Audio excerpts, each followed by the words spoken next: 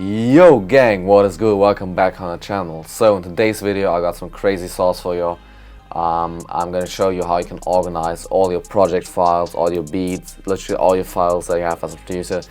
And I think this video is gonna be super helpful because I see a lot of producers out there that literally don't organize their files properly. They just have like one big folder where they put everything into it, or like they delete all the files after a while and stuff. So when you ask them for like stems or something after a few months, they be like, nah man, I don't have them, nah man, I don't know where they are, and they just be super unorganized. So yeah, in this video I'm going to show you literally everything that you need to know about organizing your files. I personally used this formula, like this way of organizing for my beats for almost a year now.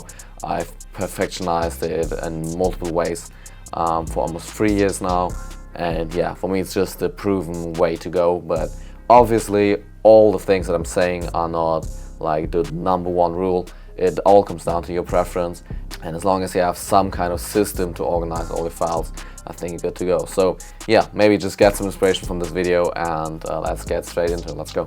So as you can see, first thing, I got one drive that is called projects, where I host all my beat files, like all my files literally. And this is something really important. If you don't have your own drive for your project, which, like for example, if you're working on a Mac and you just have one drive, then you obviously won't have like a specific drive for your projects, but at least make one folder and you put in all your projects into it, because this is going to help you just stay organized, you know. So then, as you can see right here, we got one folder for every single beat. So instead of just, you know, saving like my Ableton or my FL project just straight into this folder or this drive, I'm gonna create one folder for every single beat.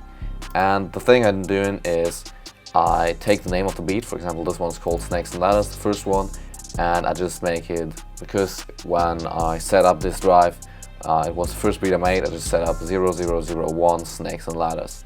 And then we have all the files for the beat in here. I'm gonna come to this section, like what's happening in here, in a minute. But then we also have 0002 cut ties, 0003 chosen one. Yeah, you basically just create a new folder, name it like whatever beat you're on, like 44, and then just the name of the beat. Just, you know, you don't necessarily have to put in the number, but for me personally it helps me to stay organized in terms of how many beats I make, how many beats I made, because like I clear up this folder from time to time, like once a year maybe.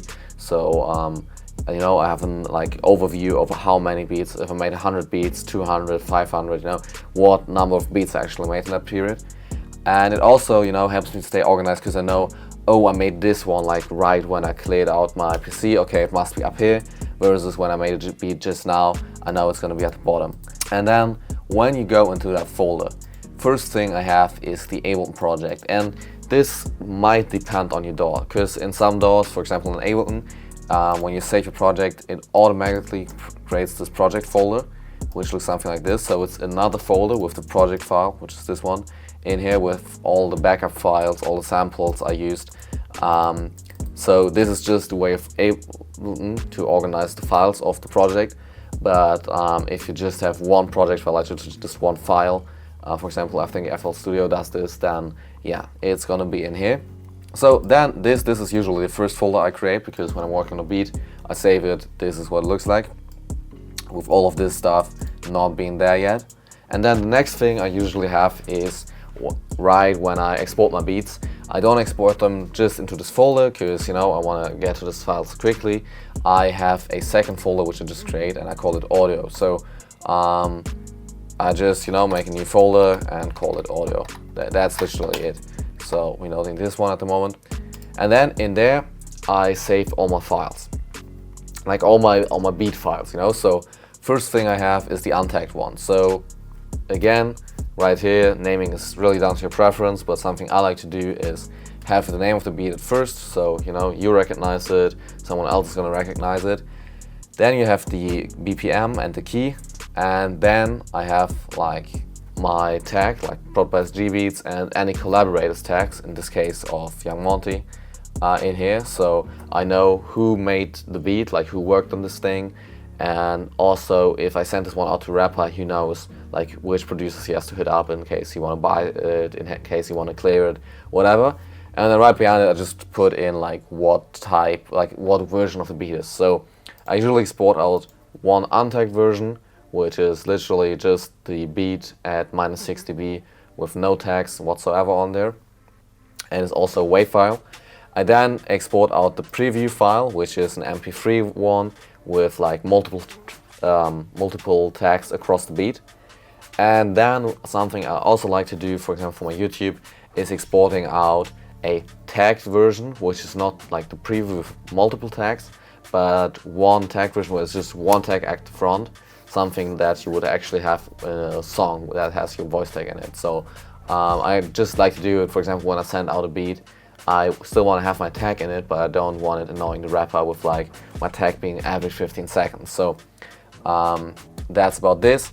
And then, because I personally post my beats on Spotify, I also have a Spotify version sometimes where it's like a little bit different mastering, or I mix the beat a little bit differently, whatever it is, just for the Spotify upload. Because on Spotify there's not gonna be rappers rapping over the beat, but it's gonna be listeners that actually want to listen to my beats. So I sometimes, with the beats that are released to Spotify, I sometimes have a different file for that. And then we have the stems folder, and this is something in Ableton is really easy. When you export all these stems, you just select like export all tracks, and then I just select this folder. I also create this folder just from scratch, stems, and I'm gonna export out the beat inside this folder completely.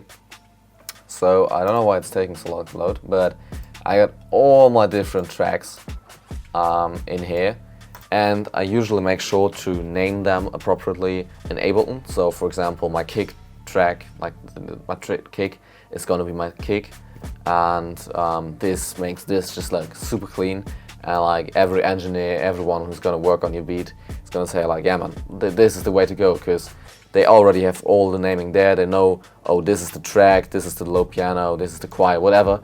So when they're looking for an element, it's really easy to find it. And I sometimes see producers sending out stems that are just horrible, man. They're just way too unorganized. There's no naming. You've got to figure out what sound is in which track, and man, it just sucks. So it takes literally 2 minutes to rename all your tracks when you're done with your beat before you export them as stems, and it just makes your life so much easier.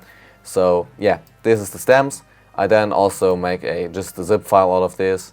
When I upload to BeatStars, for example, I have to upload a zip file and not a folder. So yeah, this is why this zip file is in here.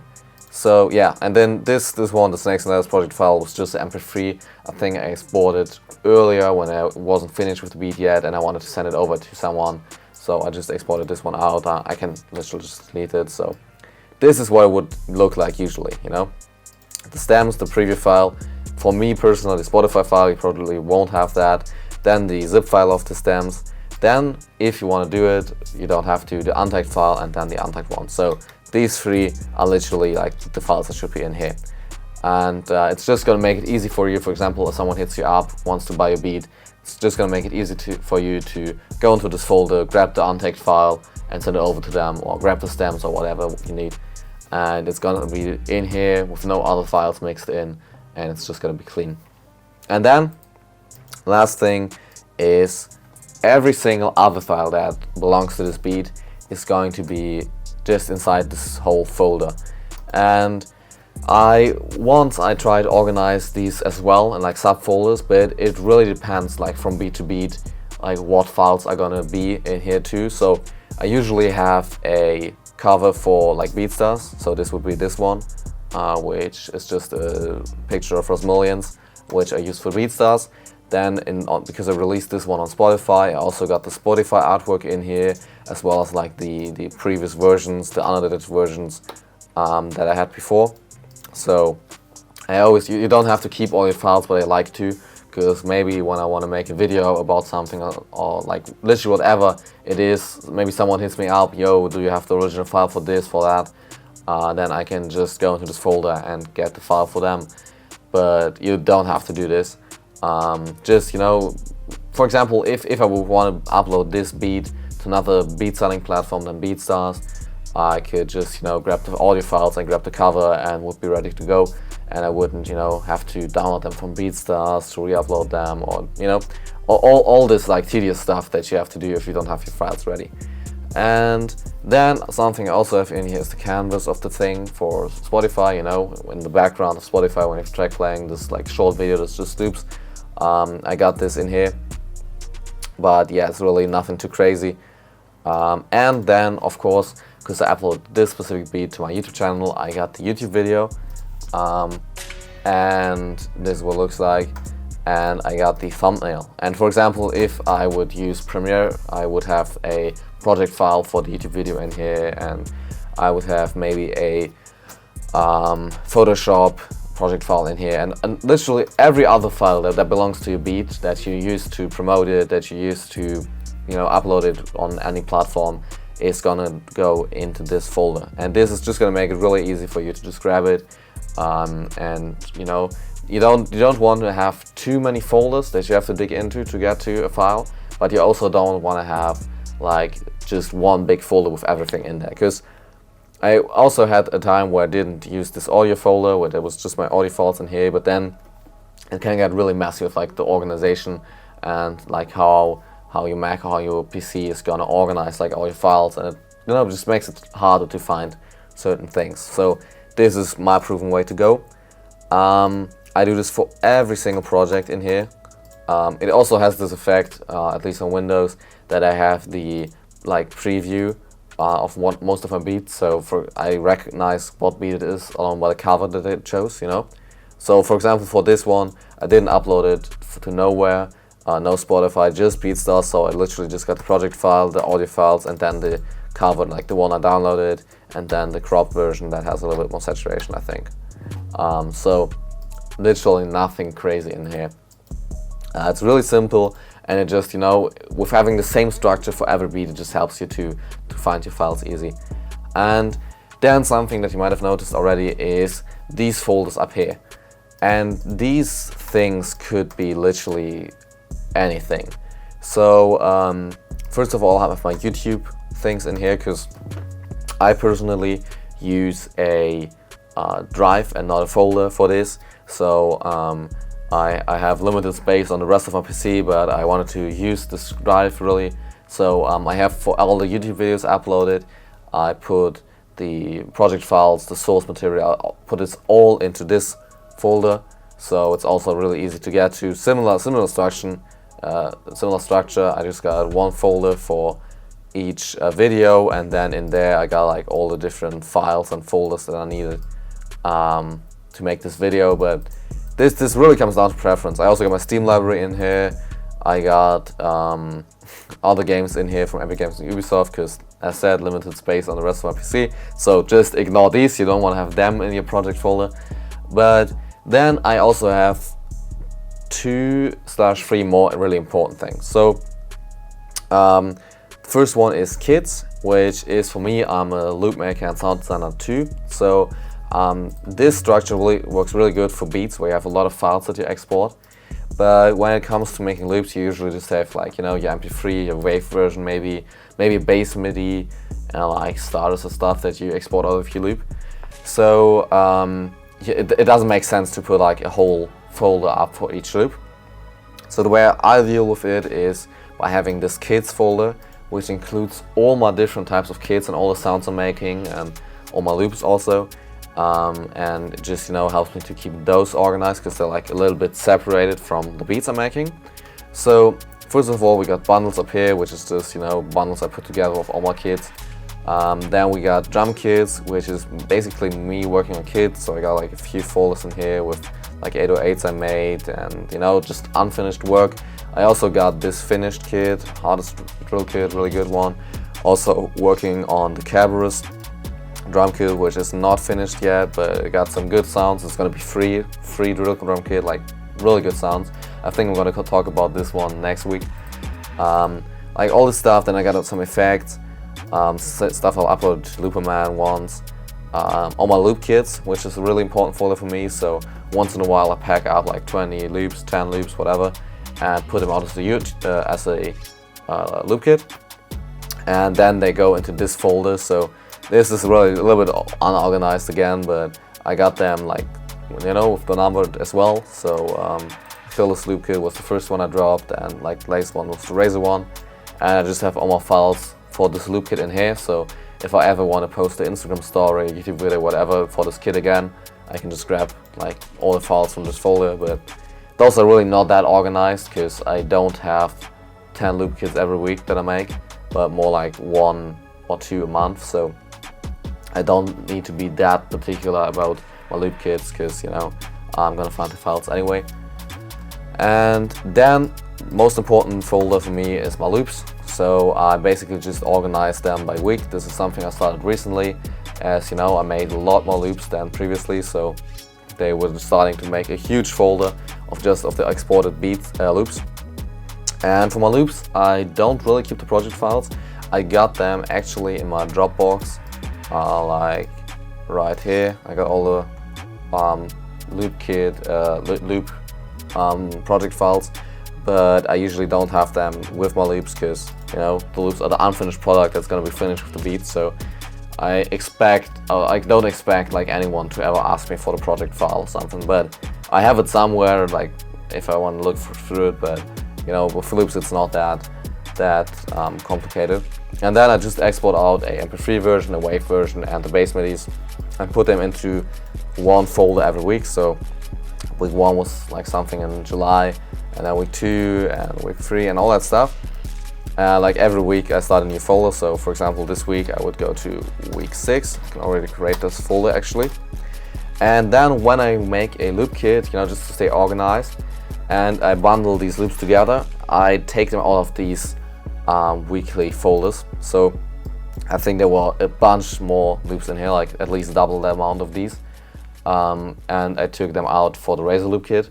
And this just helps me, you know, being organized in terms of which loops I already packed up in a loop kit, which I didn't, which ones did I send out, which one I didn't. And you know, I just know personally which loops are used and which are not, you know. So yeah, this is just like the first place I export them out when I finish them, and then when I pack them up into a kit or when I like sell them exclusively or something, I drag them out of this folder to know that they're not available anymore, you know. So this is my loops. Then I got my MIDIs, like my one-shots, my starters. And the starters are really something I have to work on, because at the moment they're just unorganized and just a bunch of starters. But I really have to come up with a good system to, you know, organize them, maybe by date, maybe by, I don't know.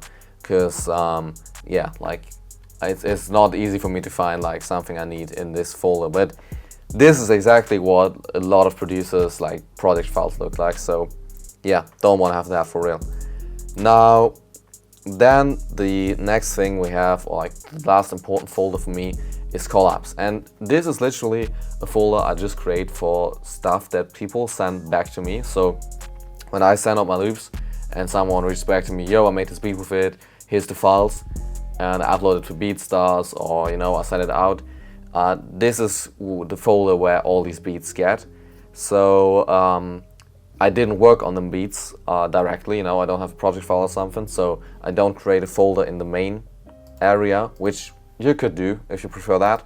But for me it just helps me to, you know, distinguish the beats where I just made a loop, send it out and got a beat back, and the beats that I actually worked on where I actually have the project file and everything. And I just keep whatever files people send me in here. So, or for example, if I made a YouTube video for it, I also save it in this folder, like the cover for BeatStars. You get the point. It's similar to the other one, just that the project file is missing, and it's typically less files because, you know, I don't promote them as much.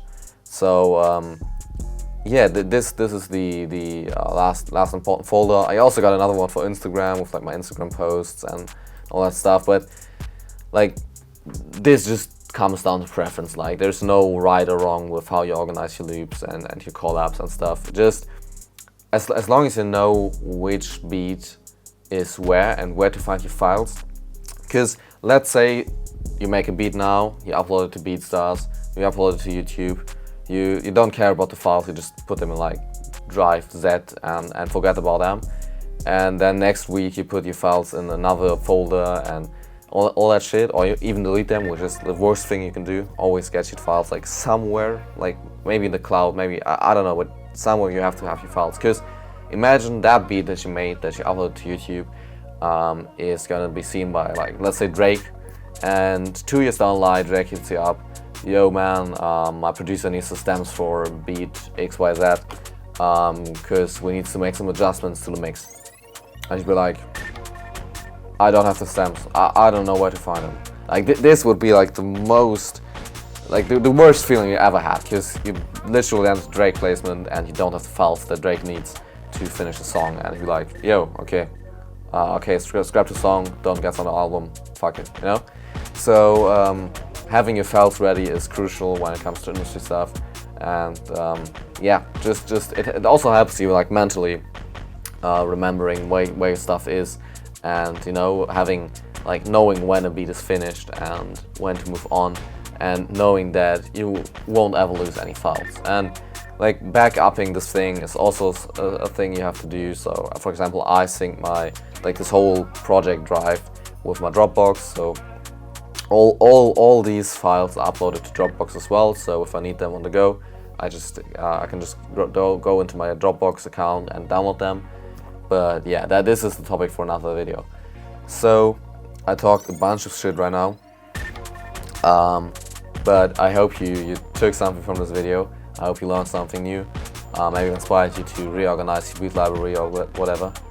And yeah, I'm now gonna stop yapping and finish this video.